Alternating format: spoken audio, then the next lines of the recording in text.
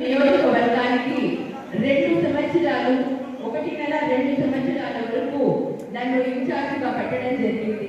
మీ అందరి సహాయంతో నేను ఆ బాధ్యతను సక్రమంగానే నెరవేర్చానని ఆశిస్తున్నాను. అలాగే ఇప్పుడు కూడా వైఎస్ జగన్మోహన్ రెడ్డి గారు ఆయన మాటకు గౌరవం ఇస్తూ ఈ రోజు నాకు పార్లమెంట్ నియోజకవర్గ సమన్వయకర్తగా ఇచ్చారు కాబట్టి తప్పకుండా ఆ బాధ్యతను కూడా నేను సక్రమంగా నెరవేరుస్తానని, అన్ని ఏ పదవి ఇచ్చినా జగనన్న ఆశీర్వాదం ఉంటే చాలు, ఆయన ఇచ్చే ప్రతి పదవిని కూడా స్వీకరిస్తాను, పార్టీ కోసం తప్పకుండా పనిచేస్తానని మీ అందరికీ కూడా తెలియజేసుకుంటున్నాను.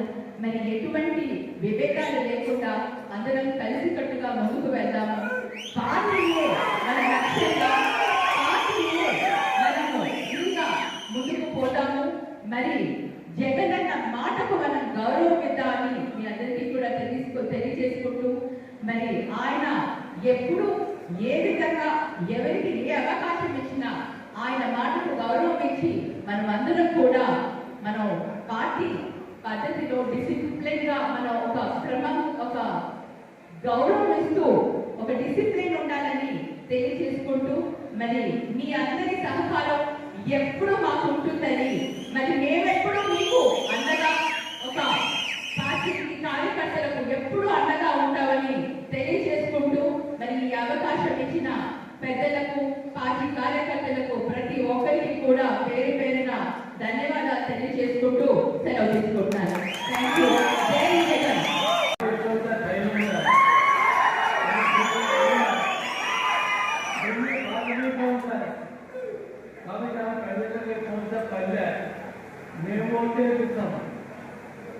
మేము పనిచేస్తాము ఆయన కోసము, ఇంతకుముందు మేము పనిచేసి గెలిపించాము కూడా. కాబట్టి ఆమె అక్కడి వచ్చి ఇవాళ ఇంతకుముందు ఎమ్మెల్యే ఇన్ఛార్జ్ ఉండే ఆఫీసుని ఇవాళ బుద్ధ ఫౌండేషన్ మార్చింది. ఎమ్మెల్యేలో బుద్ధ ఫౌండేషన్ పెట్టి ఏదో ముగ్గురు పోటీ పెట్టిస్తాము, లేకపోతే 10 మందికి ఫుట్బాల్ పంచుతాము, 10 మందికి బెల్బాల్ పంచుతాము, లేదా 10 మందికి ఇంకోటి పంచుతాము అని అంటే నాయకులు కాలేదు. నాయకులు కావాలంటే కింద క్యాడర్ నుంచి తెలుసుకోవాలా, కింద క్యాడర్ నుంచి మాట్లాడాలా.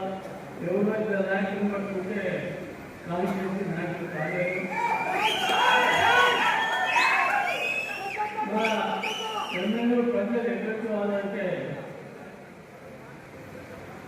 2 తరాలు ఎమ్మెల్యేలో పనిచేసి సేవ చేసిన మాతాని సోపటైలో, అదేవిధంగా మాతాని శివనగాటైలో, అంటే 65 సంవత్సరాలు పైబడి ఎన్నో దగ్గర ప్రజా సేవ చేసి ప్రజలు మన్నను పొంది అధికారం పొందినాం. అటువంటి వాళ్ళ మనోడు రఘునాథ్ గారిని ఆయన భార్యని 2 మాట్లాడించింది. కాబట్టి ఏదో పైపైన ఏర్పాటు చేసి మేము సంపాదించుకుంటామంటే 7 సంవత్సరాలు కూడా ఓటు చేయలేదు. కాబట్టి ఆధిపత్య పోరు వదులుకొని, ఆధిపత్య పోరు వల్ల ఎవరికి నష్టం జరుగుతుందని ఆలోచన చేస్తే వైఎస్ జగన్మోహన్ రెడ్డి గారికి నష్టం జరుగుతారు.